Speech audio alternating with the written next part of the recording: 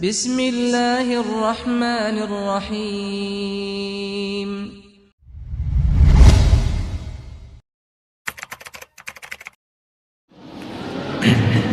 Bismillahirrahmanirrahim. Assalamualaikum warahmatullahi wabarakatuh.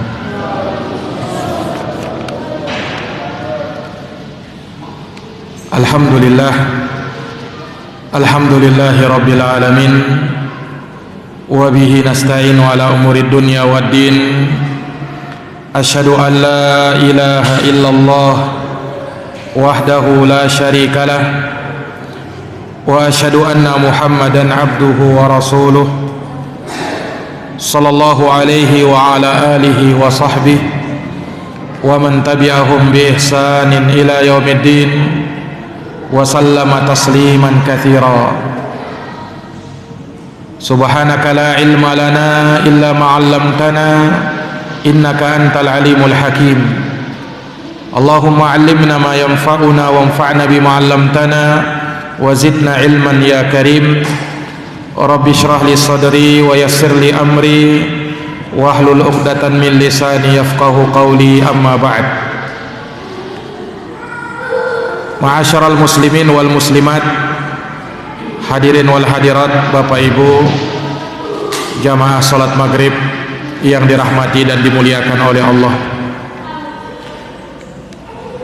Alhamdulillah, tiada kata yang pantas untuk kita ucapkan selain pujian kepada Allah Rabbul Alamin yang telah banyak mencurahkan kepada kita kenikmatannya, yang telah banyak mengaruniakan kepada kita keutamaannya, sehingga pada malam hari yang berbahagia ini Allah masih berkenan mengumpulkan kita di masjid yang mulia ini untuk kita menegakkan sholat maghrib berjamaah dan dilanjutkan dengan mendengarkan pengajian. Semoga Allah subhanahu wa ta'ala senantiasa menurunkan kepada kita rahmat dan keberkahannya, amin ya rabbal alamin. Selanjutnya teriring salawat dan salam semoga selalu tercurah dan terlimpahkan kepada junjungan kita, Nabi yang termulia, Nabi besar Muhammad bin Abdullah alaihi salatu wassalam, Nabi yang diutus oleh Allah mubasysyiran wa nadhira, sebagai pemberi kabar gembira dan pemberi peringatan. Beliau adalah dai yang mengajak kepada agama Allah, wa sirajam munira, dan sebagai pelita yang menerangi. Semoga kita yang hadir di masjid yang mulia ini termasuk dari umat Rasulullah sallallahu alaihi wasallam yang senantiasa istiqomah berada di atas jalan sunnahnya sampai ajal menjemput kita, amin ya rabbal alamin. Ma'asyiral muslimin, Bapak Ibu jamaah yang dirahmati oleh Allah, kita masih melanjutkan pembahasan dari kitab Riyadhus Shalihin min kalami sayyidil mursalin karya Imam An-Nawawi rahimahullah. Kita masih berbicara tentang ayat-ayat sabar. Imam Nawawi sebelum membawakan hadis-hadis tentang sabar, maka beliau bawakan ayat-ayat sabar, yang mana dari ayat-ayat ini tentu kita belajar bagaimana untuk menjadi orang yang sabar. Karena tentu dari perkara yang dimaklumi, kita hidup di dunia tidak lepas dari yang namanya ujian dan cobaan. Sementara ujian dan cobaan itu butuh kesabaran. Tanpa kesabaran kita tidak akan mungkin lulus dari ujian. Kita tidak akan mungkin lolos dari cobaan yang Allah subhanahu wa ta'ala berikan kepada kita sebagai manusia. Maka para hadirin yang dirahmati dan dimuliakan oleh Allah, telah kita bacakan sampai pada ayat Az-Zumar ayat yang ke-10. Allah berfirman, innama yuwaffas sabiruna ajrahum bighairi hisab. Sesungguhnya pahala orang-orang yang bersabar akan dipenuhi tanpa hisab. Telah kita jelaskan ayat ini di mana Allah Subhanahu wa taala mengabarkan bahwa Allah akan memberikan balasan pahala bagi orang-orang yang bersabar tanpa terukur, tidak ditimbang. Karena apa? Karena balasannya tak terhingga. Allah Subhanahu wa taala dalam setiap amalan yang kita kerjakan akan melipat gandakan 10 sampai 700 kali lipat. Tetapi sabar itu tidak bisa dinilai dengan angka, saking banyaknya, sehingga tidak ada yang tahu berapa besarnya balasan orang yang bersabar kecuali hanya Allah Subhanahu wa taala sendiri, karena Allah sendiri yang akan membalasnya. Ini para jamaah yang dirahmati dan dimuliakan oleh Allah Subhanahu wa taala. Kemudian ayat selanjutnya yang akan kita bacakan yaitu firman Allah Subhanahu wa taala di surat Asy-Syura ayat 43. Surat Asy-Syura ayat 43. Allah berfirman, walaman sabara wa ghafara inna dzalika lamin azmil umur. Walaman sabara wa ghafar, dan sungguh bagi orang yang sabar, wa ghafar, dan dia mau memaafkan, inna dzalika lamin azmil umur, sesungguhnya hal yang demikian adalah perkara yang sangat besar pahalanya, sehingga sangat disyariatkan, dan dia adalah perkara yang sangat besar pula pujian kepadanya, pujian yang terindah dari Allah Rabbul Alamin.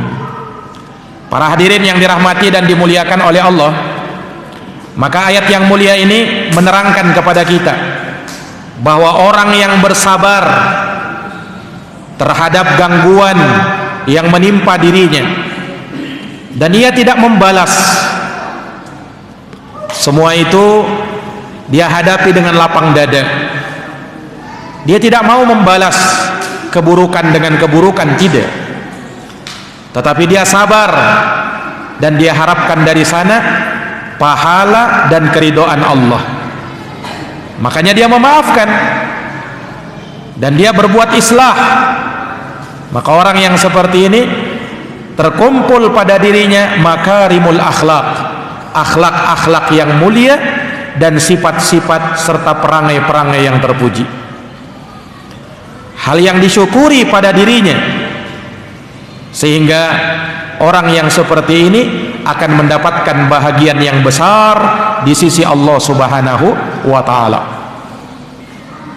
Para jamaah yang dirahmati dan dimuliakan oleh Allah, disebutkan dari Imam Al-Fudail Ibnu Iyad rahimahullahu taala, beliau pernah berkata, idza ataka rajulun, apabila datang kepadamu seseorang, yashku ilaika rajulan, yang orang tersebut mengeluhkan kepadamu tentang seseorang. Ini orang ini diganggu, dia berkeluh kesah kepada orang lain, si fulan itu dia ganggu saya. Jadi kata Fudail bin Iyad, salah seorang alim ulama, apabila datang kepada kamu ada seseorang yang mengeluhkan kepadamu tentang orang lain yang telah menyakitinya, mengganggu dia, faqul lahu, maka katakan kepada orang yang disakiti, ya akhi, wahai saudaraku, maafkan dia, karena sesungguhnya memaafkan itu lebih dekat dengan ketakwaan kepada Allah Subhanahu wa taala. Terus kalau dia berkata, aku tidak kuat untuk menahan itu, terlalu besar bagiku untuk bisa memaafkan dia, aku ingin membalasnya. Maka kata Imam Al-Fudail bin Iyad, kalau kau ingin membalasnya, maka silahkan kau balas, tapi ingat, kau balas sesuai dengan apa yang dia perlakukan kepada dirimu, atau di bawah itu. Artinya kalau kau balas dengan sesuatu yang lebih, maka kau berbuat zalim. Para jamaah, di dalam agama kita, kalau ada orang yang berbuat jahat sama kita, dia memukul kita misalnya, maka di dalam Islam boleh kita balas, tetapi balasannya sesuai dengan apa yang dia lakukan kepada kita. Makanya dalam Islam kan ada hukum qisas, al-ainu bil aini, mata dibayar dengan mata, as-sinnu bis sinni, gigi dibayar dengan gigi. Artinya kalau ada orang patahkan gigimu, kau balas, boleh kau patahkan giginya juga. Tapi kalau yang dipatahkan cuma satu gigi, jangan kau balas patahkan dua giginya. Itu berbuat zalim. Di dalam Islam boleh membalas. Mana dalilnya? Allah berfirman, wa jazaa'u sayyi'atin sayyi'atun misluha. Balasan perbuatan jahat adalah semisal dengan kejahatannya juga. Jadi asalnya boleh, tapi tidak boleh melampaui batas. Hanya saja Allah menuntun yang lebih baik. Kalau kau balas boleh, tapi tidak boleh melampaui batas. Tapi kalau ada yang lebih baik, maka lakukan yang lebih baik. Apa itu? Faman afa, barang siapa yang mau memaafkan, dia tidak membalas, dia pilih memaafkan. Wa aslaha, dan mau berbuat perbaikan, fa ajruhu 'alallah, maka pahalanya di sisi Allah Subhanahu wa ta'ala. Nah, ini para jamaah sekalian. Jadi kata Imam Fudail bin Iyad, kalau kau bagus cara membalasmu, balas, tapi ingat, tidak boleh melampaui batas. Tapi kalau kau tidak bisa, ya, wa illa farji ila babil afu, kalau kau tidak mampu, maka pilihannya memaafkan. Kau maafkan orang, fa innahu babun wasi', karena memaafkan itu adalah pintu yang sangat luas. Orang yang mau memaafkan dan mau berbuat perbaikan, maka pahalanya di sisi Allah Subhanahu wa ta'ala. Nah, ini para hadirin yang dirahmati oleh Allah, karena orang yang memaafkan lebih tenang daripada orang yang membalas. Kalau orang yang membalas, maka dia akan pikirkan, apa kira-kiranya, bagaimana kira-kira saya membalas dia, akan dia pikirkan itu, caranya dia membalas bagaimana. Tapi kalau orang yang sudah memaafkan, dia lupakan, saya maafkan sudah, anggap tidak terjadi apa-apa. Dia akan tidur tenang pada malam itu. Ini para jamaah yang dirahmati dan dimuliakan oleh Allah. Makanya pernah juga disebutkan suatu kisah, pernah di majelisnya Imam Al-Hasan Al-Basri rahimahullah, ada seseorang yang mencaci maki orang lain, dimakinya habis-habisan. Orang yang dicaci maki ini diam saja, tapi dia dalam keadaan menahan. Saking dia tahan itu amarahnya, sampai bercucuran keringatnya. Dia mau balas, tapi dia tahan, sampai dia usap keringatnya itu. Setelah itu orang ini sudah selesai, yang mencaci makinya ini sudah selesai, dia langsung berdiri, lalu dia baca ayat tadi, walaman sabara wa ghafar inna dzalika lamin azmil umur. Dikira orang dia mau bangkit, mau balas dendam. Ternyata dia bangkit, dia baca ayat ini, bagi orang yang sabar dan mau memaafkan, maka hal tersebut termasuk dari perkara yang sangat besar pahalanya di sisi Allah. Artinya dia bangun cuman mau meredakan emosinya, dia mau mengutarakan bahwa saya tidak balas, saya justru pilih memaafkan. Subhanallah. Akhirnya Imam Hasan Al-Basri berkata apa? Aqila hadzal rajul, orang inilah orang yang paling berakal.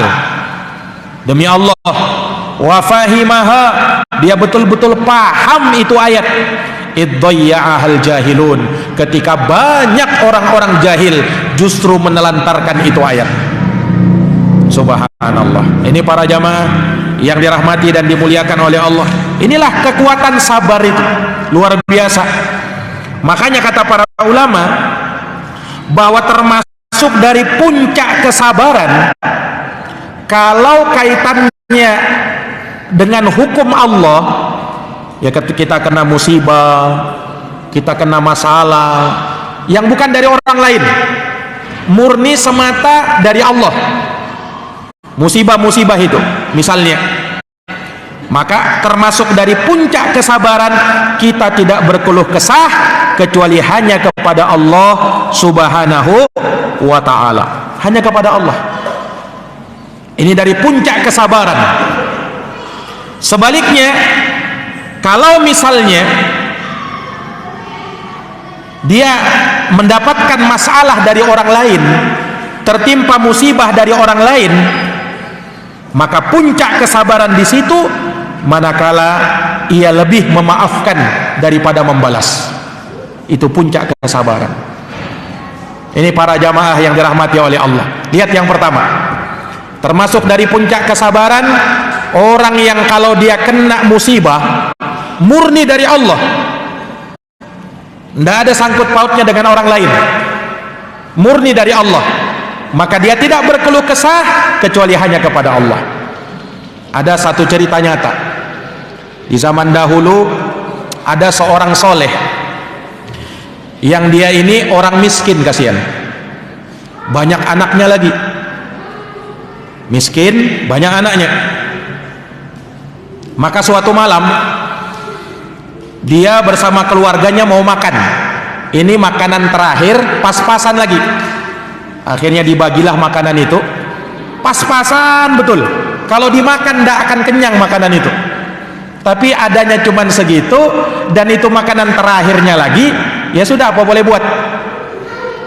Pas mau mereka makan, tiba-tiba ada yang ngetok pintu rumahnya, diketok pintu rumahnya, dibuka sama istrinya, ternyata yang mengetok orang miskin, yang ternyata lebih miskin lagi daripada dia, dan dia bawa rombongannya, anak-anaknya kelaparan minta makan.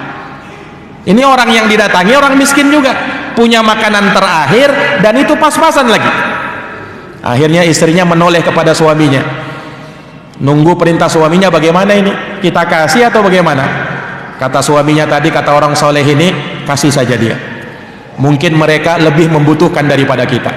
Subhanallah, padahal itu makanan terakhir dia, anak-anaknya juga sedang kelaparan, tapi dia lihat ada orang yang lebih membutuhkan, dia kasih. Dan memang mesti dikasih semua, tidak mungkin dibagi dua, karena dia orang miskin ini juga bawa rombongannya, anak-anaknya juga banyak, akhirnya dikasih semua. Maka malam itu orang soleh ini tidak makan beserta istri dan anak-anaknya. Akhirnya tengah malam orang ini kelaparan, anak-anaknya merengek menangis minta makan, tidak ada makanan sudah. Maka apa yang dilakukan orang ini? Orang soleh ini tiba-tiba dia pakai baju, ya, kemudian dia berwudu, lalu dia pergi keluar. Mau apa? Saya mau mengadu kepada Allah Rabbul Alamin. Ini tengah malam, Pak, tengah malam. Akhirnya dia datang ke masjid, dia sholat, bermunajat kepada Allah, minta kepada Allah. Subhanallah, pas-pas di malam itu Allah kabulkan permintaannya. Dia minta apa? Dia minta kepada Allah, ya Allah, berikan kepada aku makanan malam hari ini, kami lapar ya Allah, aku, istriku dan anak-anakku lapar ya Allah.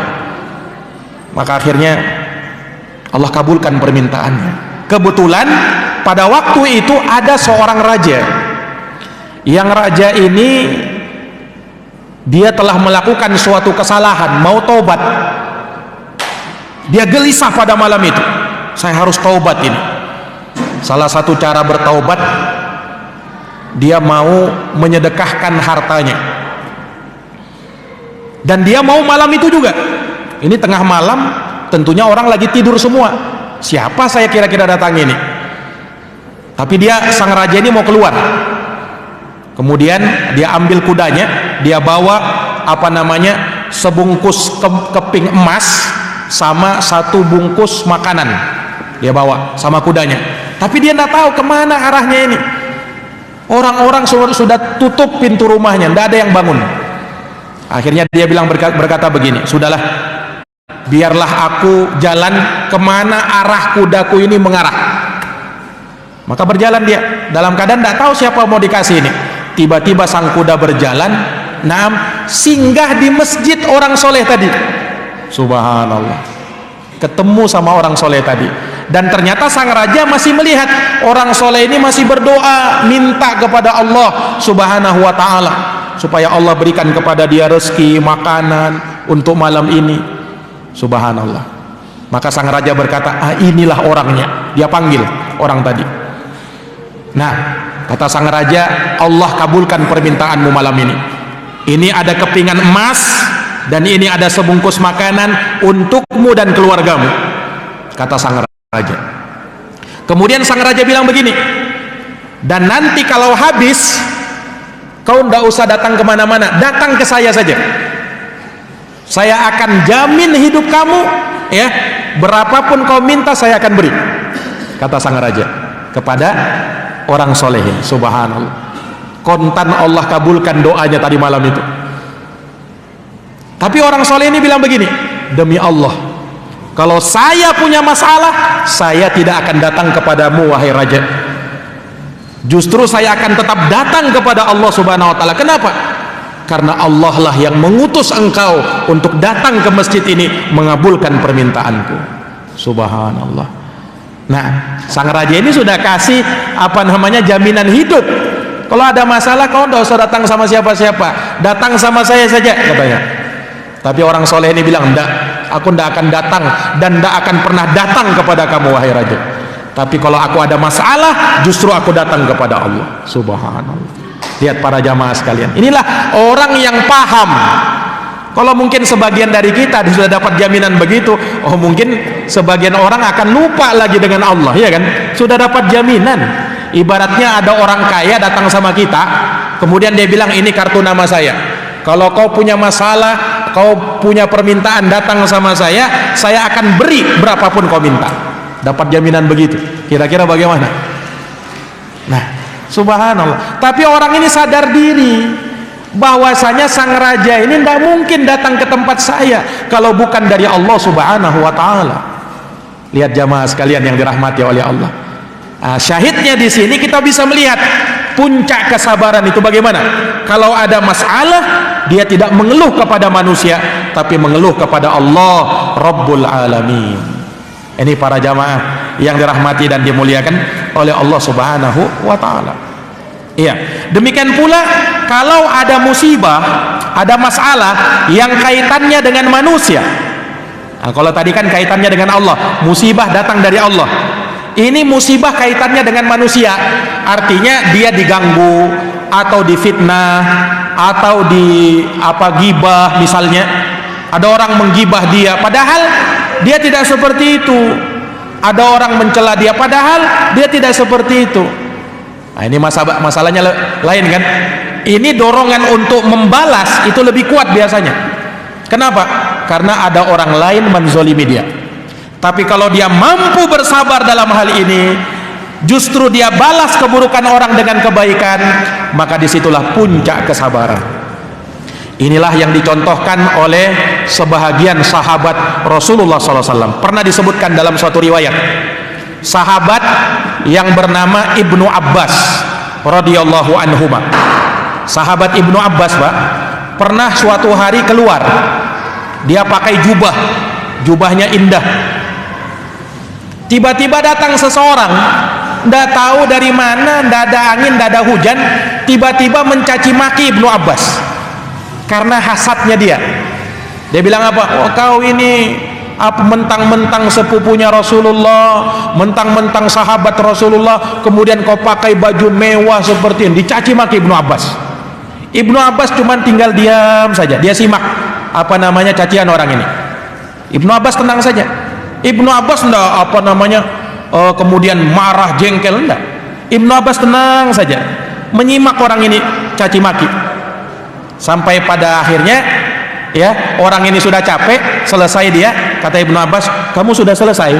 Sudah, katanya.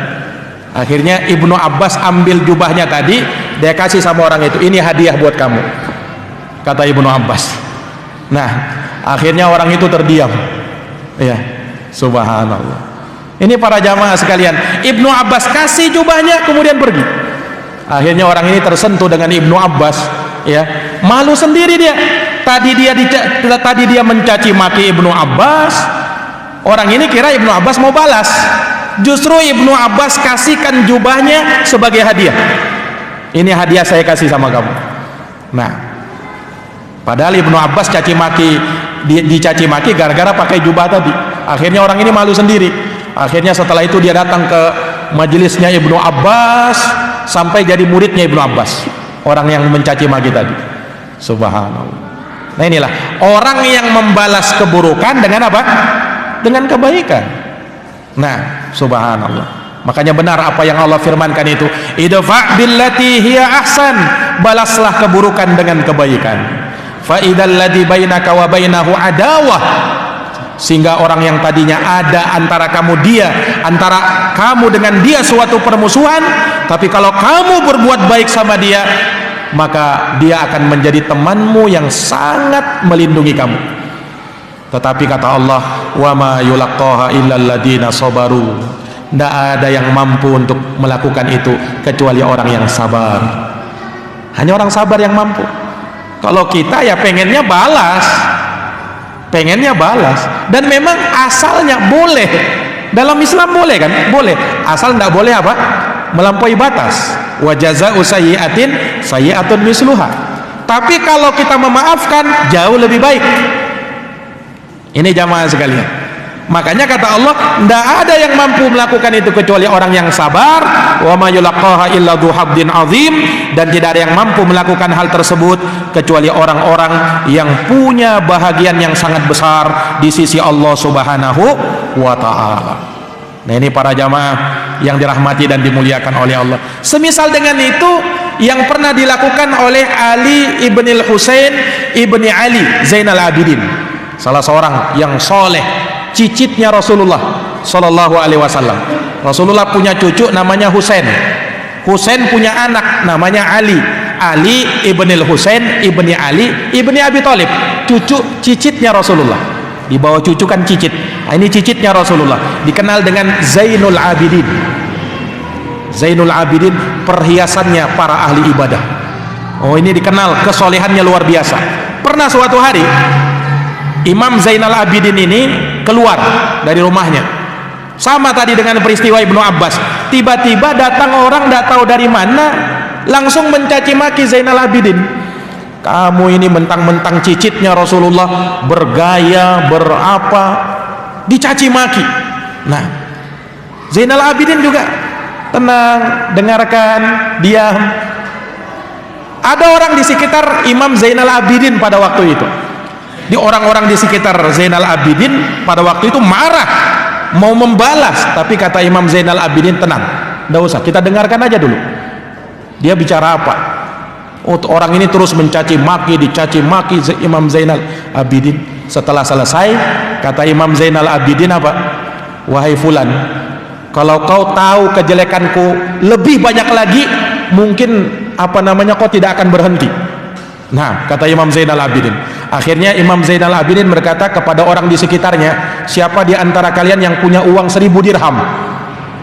Saya ya, wahai Imam, kasih ke orang ini, katanya. Aku berterima kasih kepada dia karena dia telah menunjukkan dan mengingatkan aku kesalahan-kesalahanku. Andaikan lebih banyak lagi, aku akan beri lebih banyak lagi. Subhanallah. Malah dikasih uang, Pak, 1000 dirham lagi. 1000 dirham itu nilai yang sangat banyak ya. Dulu itu kalau orang mau beli kambing itu dengan 10 dirham sudah dapat seekor kambing. Nah kalau 1000 dirham kira-kira berapa itu Pak? Berapa kambing didapat itu? 100 ya? Subhanallah. Kalau dirupiahkan kira-kira berapa itu? Ini Imam Zainal Abidin, luar biasa. Ini para jamaah yang dirahmati dan dimuliakan oleh Allah Subhanahu wa taala. Mampu enggak kita? Ada orang caci maki sama kita, tiba-tiba kita kasih uang ini, ATM kok ambil. Nah, ya mungkin enggak ada dari kita yang bisa seperti itu ya. Nah, justru kita apa paling tidak mungkin kita, woi, apa namanya? Kita sumpahi mungkin orang itu. Kita doakan dengan kejelekan mungkin orang itu. Tapi orang yang bersabar tidak seperti itu. Nah, ini tingkatan-tingkatan tinggi memang, puncaknya kesabaran seperti itu. Makanya sabar itu kan Pak bertingkat-tingkat. Ada orang sabar biasa sabarnya. Nah, tapi puncak kesabaran, itu yang tadi kita ceritakan. Itu orang yang berada di puncak kesabaran, luar biasa. Para hadirin yang dirahmati dan dimuliakan oleh Allah, ulama menyebutkan asalnya kita itu memaafkan orang lain. Kalau orang berbuat salah, maafkan dia. Asalnya begitu.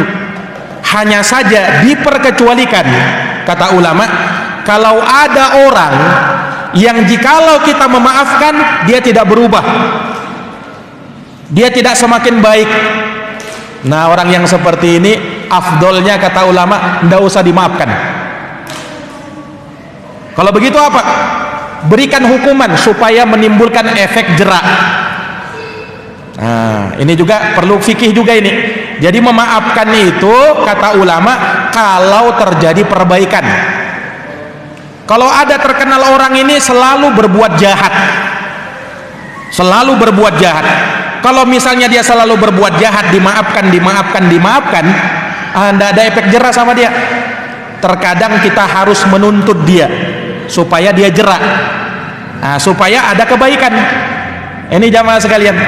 Jadi kalau orang seperti ini modelnya, kata ulama, lebih utama jangan memaafkan. Lebih utamanya jangan memaafkan. Kalau orang ini dikenal orang yang sering berbuat jahat, sering melakukan kejahatan. Nah, yang seperti ini kata ulama, jikalau memaafkan itu tidak menimbulkan efek jerah sama dia. Bahkan dia berbangga, oh saya akan dimaafkan juga nantinya ini. Nah, lebih bagus dihukum. Makanya kan dalam Islam itu ada hukuman juga. Tidak semuanya orang berbuat jahat, oh maafkan. Ada orang berbuat jahat, maafkan. Oh kalau begitu tidak ada hukuman dalam Islam. Ada juga penegakan hukum bagi orang yang bersalah. Tidak bisa dimaafkan orang ini, perlu dihukum memang. Ini para hadirin yang dirahmati dan dimuliakan oleh Allah Subhanahu wa taala. Baik, itu ayat dalam surat Asy-Syura 43. Kemudian berikutnya firman Allah Subhanahu wa taala di ayat Al-Baqarah 153. Al-Baqarah 153. Allah berfirman, qala ta'ala ista'inu bis-sabri was-shalah innallaha ma'as-sabirin. Ini ayat cukup terkenal, ini sering dibacakan. Ista'inu bis-sabri was-shalah, mintalah pertolongan kepada Allah dengan dua hal. Apa itu? Sabar dan salat. Innallaha ma'as-sabirin, sesungguhnya Allah bersama dengan orang-orang yang bersabar. Jamaah yang dirahmati dan dimuliakan oleh Allah, orang yang minta pertolongan kepada Allah berarti dia siap kembali kepada penjagaan Allah, dan ketika itu dia akan merasakan tumakninah, dia akan merasakan ketenangan yang akan menyelimuti hatinya, kedamaian akan masuk ke dalam relung jiwanya, memenuhi dan membahana di anggota badannya. Maka barang siapa yang menjadikan maulanya adalah Allah, penolongnya adalah Allah, maka Allah Subhanahu wa taala akan memberikan keberuntungan bagi dia dan tidak akan pernah merugi. Allah berfirman apa? Ista'inu billahi wasbiru, minta tolonglah kepada Allah dan bersabarlah, dalam surat Al-A'raf 128. Para jamaah yang dirahmati dan dimuliakan oleh Allah, ini menunjukkan kata para ulama, orang itu kalau punya masalah Kalau punya problem, maka lakukan dua hal ini. Apa itu? Sabar dan sholat. Ini Pak, kalau punya masalah Pak, lakukan dua ini, sabar dan sholat. Apapun masalah menimpa dirimu, kesulitannya kamu dalam ekonomi, ya, tiba-tiba kamu merugi misalnya, ya, yang harusnya berbisnis berdagang harusnya untung, tiba-tiba rugi, ya, akhirnya kamu bersedih, akhirnya belum lagi masalah di keluarga, belum lagi masalah di tetangga, belum lagi masalah dengan teman-teman, belum lagi musibah demi musibah yang menghampiri, banyak masalah-masalah. Allah berfirman di ayat ini apa? Ista'inu bis-sabri was-shalah. Mintalah pertolongan kepada Allah dengan kamu melakukan dua hal, sabar dan sholat. Lihat Pak, orang yang tadi yang kita ceritakan itu, ketika ditimpa masalah, dia pergi kan, ngapain dia? Dia sholat. Dia sholat, kemudian betul-betul bermunajat kepada Allah. Allah kabulkan permintaannya. Ini kalau memang betul-betul jujur dia, dan memang dia melakukan hal tersebut terus berkesinambungan, bukan hanya ketika ada masalah baru dia mau sholat. Ada orang juga ketika ada masalah aja kalau baru mau sholat, tidak ada masalahnya tidak sholat dia, tidak pernah dia terlihat di masjid. Kalau ada masalahnya baru dia datang ke masjid. Sudah selesai masalahnya, tidak pernah lagi kelihatan batang hidungnya di masjid. Nah ini artinya orang kalau ada perlu aja baru dia datang sama Allah. Kalau tidak ada perlunya dia tidak mau datang sama Allah. Bukan seperti itu. Orang itu datang terus mengadu kepada Allah. Kita itu punya masalah kecil maupun besar, datang mengadu kepada Allah. Orang itu Pak, kalau berkeluh kesah sama orang lain haram hukumnya, tidak boleh. Tapi kalau berkeluh kesah sama Allah wajib hukumnya. Memang harus kita berkeluh kesah bersama kepada Allah Subhanahu wa taala, mengadu kepada Allah. Istilahnya bermanja-manja di hadapan Allah. Ya Allah, saya punya masalah ini, ya Allah ada problem saya begini. Mengadu sama Allah. Para jamaah yang dirahmati dan dimuliakan oleh Allah. Sabar dan sholat. Para jamaah, ini menunjukkan betapa besarnya pahala sabar. Kenapa? Digandengkan dengan sholat. Sabar digandengkan dengan sholat. Kita tahu sholat itu ibadah badan yang paling utama, digandengkan dengan sabar, menunjukkan sabar ini luar biasa pahalanya di sisi Allah. Terlebih lagi Allah katakan apa? Innallaha ma'as sabirin. Sesungguhnya Allah bersama dengan orang-orang yang bersabar. Ma'iyatullah, kebersamaan Allah, kebersamaan yang khusus. Karena kebersamaan itu kata ulama ada dua. Kebersamaan Allah dengan hambanya ada dua. Ada ma'iyatun ammah, kebersamaan yang umum. Artinya kebersamaan yang umum itu Allah bersama kita, dalam artian Allah mengawasi kita, Allah melihat kita, Allah tahu masalah-masalah kita. Itu kebersamaan yang umum. Ayatnya dalam Quran, wa huwa ma'akum aina ma kuntum. Allah bersamamu dimanapun kamu berada. Jangan dipahami Allah bersama-sama kita di dekat kita, bukan. Allah Subhanahu wa taala tetap di atas arsy-Nya, tetapi ilmunya Allah, pengetahuannya Allah itu bersama kita. Allah tahu kita, Allah lihat kita, Allah dengar kita, Allah mengetahui apapun masalah kita. Ini ma'iyatun ammah. Ada namanya ma'iyatun khasah, kebersamaan khusus. Apa itu? Kebersamaan Allah Subhanahu wa taala dalam bentuk Allah tolong kita, Allah kuatkan kita, Allah bela kita, dan Allah Subhanahu wa taala selalu mendukung kita. Nah, ini tidaklah diberikan kecuali kepada orang-orang yang beriman, terutama kepada para nabi dan para rasul. Makanya disebutkan Pak, ketika Nabi Harun dan Nabi Musa mau mendatangi Fir'aun laknatullah alaih, mau mendakwai Fir'aun, maka Nabi Musa alaihissalam khawatir, jangan-jangan Fir'aun ini tidak bisa dinasehati, justru dia semakin zalim. Kata Nabi Musa dan Nabi Harun, innana nakhafu ayyafruta alaina wahai Tuhan kami khawatir Fir'aun ini akan berbuat keburukan kepada kami, au ayyatagha, atau dia akan melampaui batas kepada kami. Apa kata Allah kepada Nabi Musa dan Nabi Harun? Qala la takhafa, jangan kalian takut wahai Musa, wahai Harun, innani ma'akuma, sesungguhnya aku bersama kalian berdua, asma'u wa ara, aku dengar dan aku lihat. Kebersamaan Allah di sini kebersamaan khusus, kebersamaan khusus. Demikian pula Nabi ketika bersama Abu Bakar ketika di Gua Thaur, ketika orang-orang kafir Quraisy mengepung Nabi. Ketika itu Abu Bakar merasa sedih, jangan-jangan kita ketahuan ini. Allah turunkan ayat dalam Quran, ya, id yaqulu li sahibi la tahzan innallaha ma'ana, jangan sedih wahai Abu Bakar, Allah bersama kita. Para jamaah yang dirahmati dan dimuliakan oleh Allah, inilah balasan bagi orang-orang yang bersabar, dan insyaallah taala akan kita lanjutkan di pertemuan yang akan datang tentang ayat-ayat kesabaran lagi, dan kita akan baca hadis-hadis yang berkenaan dengan sabar biidznillah taala. Wallahu a'lamu bissawab. Kita akhiri dan kita tutup dengan doa kafaratul majlis. Subhanakallahumma wa bihamdika asyhadu an la ilaha illa anta astaghfiruka wa atubu ilaik.